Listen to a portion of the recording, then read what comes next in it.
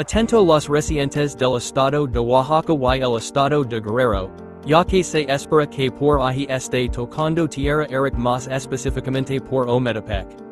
Se espera que Erick tenga una intensificación gradual a partir del miércoles y podría llegar a ser un huracán categoría 2 y no se descarta que llegue a categoría 3. Se espera que esté tocando tierra en horas de la mañana del jueves. Pero sus efectos se empezarán a sentir desde mañana miércoles en horas de la tarde en el estado de Oaxaca.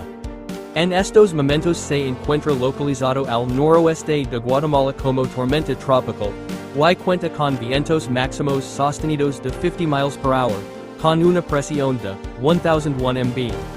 Se espera que para Centroamérica no los siga afectando más con lluvias los próximos días, aunque Guatemala podrá tener algunos efectos hasta mañana.